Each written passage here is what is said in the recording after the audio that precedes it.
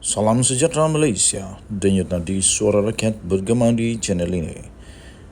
Jangan lupa tekan butang subscribe, like dan share. Malaysia kita punya, cintai Malaysiaku, kita jaga kita.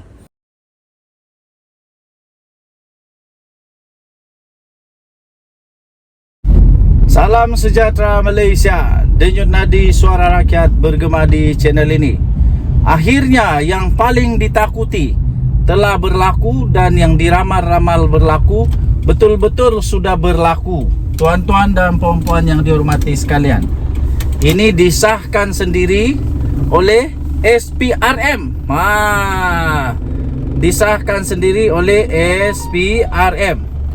SPRM, siasat anak bekas Perdana Menteri. Jadi ada beberapa anak bekas Perdana Menteri yang mungkin berada dalam radar SPRM.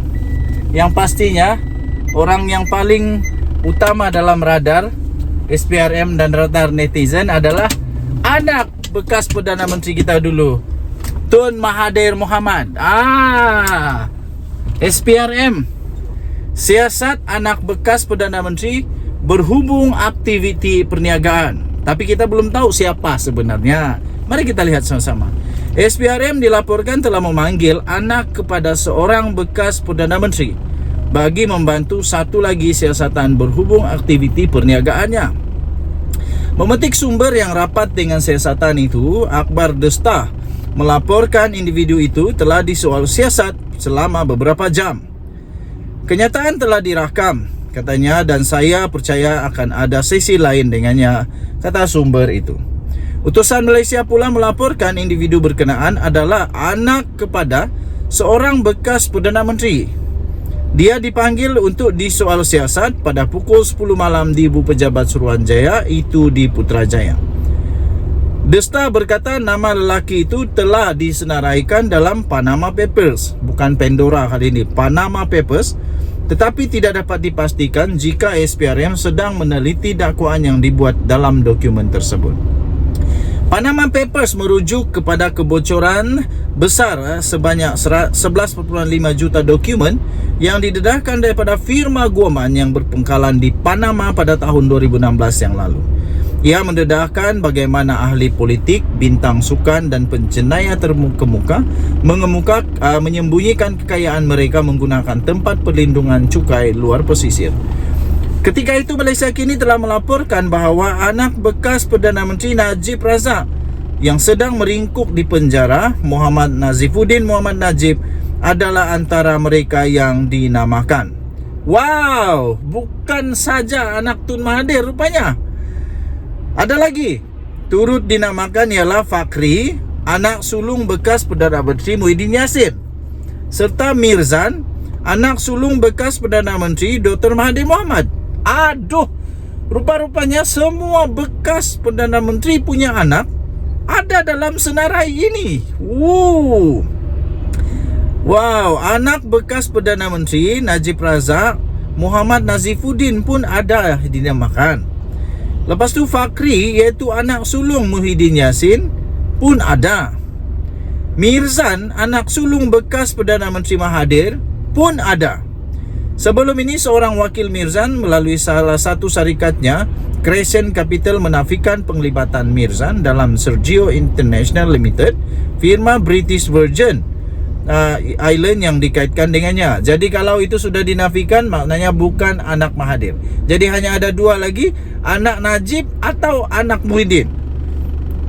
Minggu lalu, Bernama melaporkan SPRM sedang menyiasat seorang bekas Menteri Kanan dan ahli perniagaan terkemuka bergelar Tan Sri atas dakwaan penyelewengan dana negara bernilai lebih 2.3 bilion. Agensi berita nasional itu yang turut memetik sumber berkata, siasatan itu adalah sinambungan dan lanjutan daripada pendedahan dokumen-dokumen sulit oleh International Consortium of Investigative Journalists (ICIJ) berhubung transaksi-transaksi yang disyaki berlaku di beberapa pusat kewangan luar pesisir.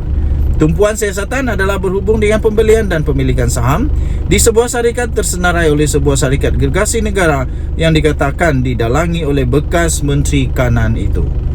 Okey, tuan-tuan dan puan-puan yang dihormati sekalian, difahamkan transaksi pembelian dan pemilikan saham ini dipercayai menjadi punca kepada kemerosotan ekonomi negara serta kejatuhan mata wang ringgit pada penghujung tahun 1990 dan telah diseleweng untuk kepentingan individu terbabit untuk diselamatkan, iaitu bailout, daripada mengalami kerugian dan lebih teruk menurut sumber itu. Kebocoran kertas Pandora berlaku pada tahun 2021 apabila sumber tanpa nama berkongsi dengan ICIJ 2.9 terabyte fail kewangan sulit berjumlah lebih 11.9 juta dokumen dan rekod lain daripada 14 penyelia perkhidmatan luar pesisir yang menubuhkan dan mengurus syarikat cengkerang atau sel dan amanah di kawasan perlindungan cukai sekitar dunia.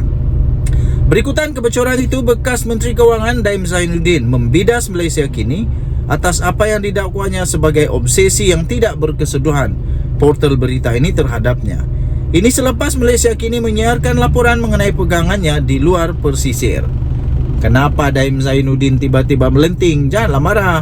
Kalau tak ada apa-apa dengan kamu, kenapa nak marah? Okey, Denyut Nadi Suara Rakyat bergegar di channel ini. Bye-bye. Salam sejahtera Malaysia. Baru sebentar tadi saya ada post satu video mengenai Menteri Besar Perak yang akan membuat satu kenyataan media secara rasmi untuk beliau membuktikan sama ada dakwaan daripada Pesuruhjaya PAS Negeri Perak, Razman, yang mengatakan kononnya ada adun daripada kerajaan yang mahu menggulingkan kerajaan perpaduan di negeri Perak. Dan sudah ada satu sidang media yang telah dilaporkan di bharian.com.my. Ternyata Razman kantoi. Ternyata apa yang didakwa oleh Razman betul-betul seolah-olah tipu, seolah-olah hanya dibuat-buat, seolah-olah itu adalah tak betul.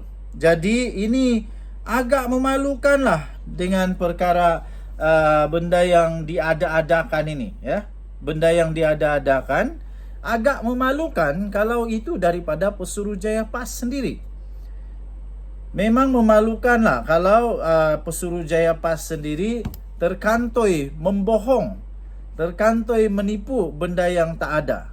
Okey, jadi terbaru yang kita boleh lihat di sini ada satu tajuk berita.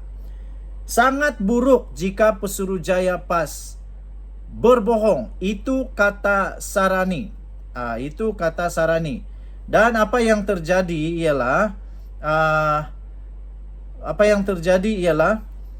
dalam satu gambar yang dinyatakan di sana, di dalam satu kenyataan media rasmi ini, semua adun-adun negeri Perak yang menyokong kerajaan bersama-sama dengan Sarani.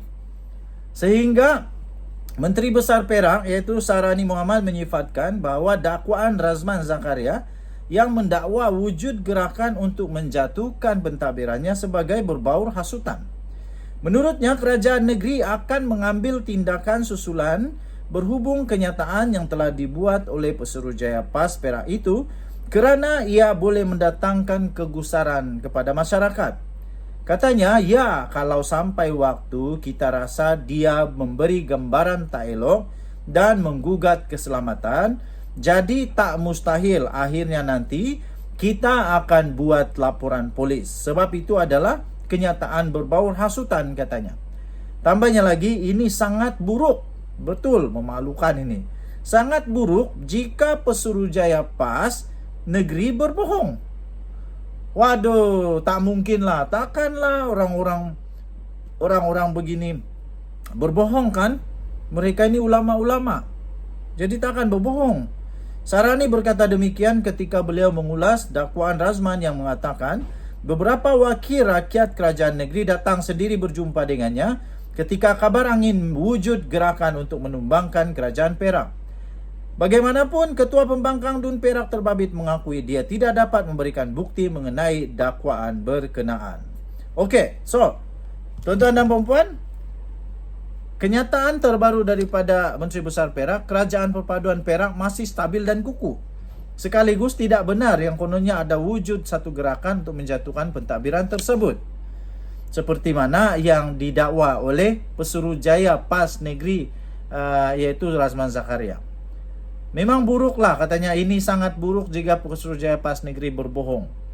Okey, jadi tuan-tuan dan puan-puan yang dihormati sekalian, Menteri Besar Perak juga berkata, tanpa sertakan sebarang bukti dan asas kukuh, kenyataan Ketua Pembangunan Perak itu sengaja dibuat untuk membentuk persepsi kononnya wujud pergeseran serta kestabilan dalam kerajaan Perak. Ini mesti ada troll lagi nanti akan cakap, oh dulu Anwar pun pernah buat macam begitu. Tapi Anwar ada bukti juga tahu, ada bukti, ada SD, ada orang yang mengaku bagi SD. Kalau boleh, Encik Razman sila berikan sekurang-kurangnya ada bukti lah, macam seperti Anwar Ibrahim pernah lakukan itu.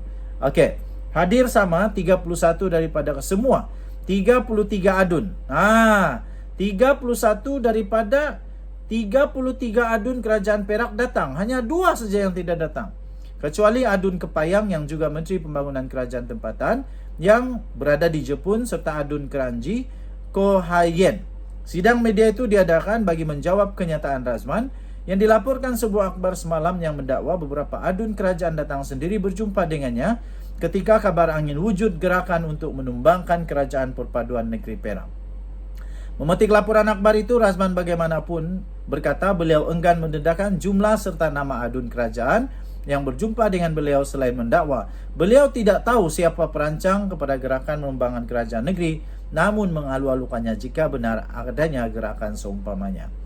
Katanya ya, kalau sampai waktu kita sampai Menteri Besar Perak bersedia, kalaulah itu menyebabkan kegusaran teruk, mereka pun boleh untuk mempertimbangkan laporan polis, kerana itu satu yang bersifat hasutan, kata MB Perak itu. Okey, so tuan-tuan dan puan-puan yang dihormati sekalian, Denyut Nadi Suara Rakyat bergema di channel ini. Jangan lupa untuk tekan butang subscribe, like dan share.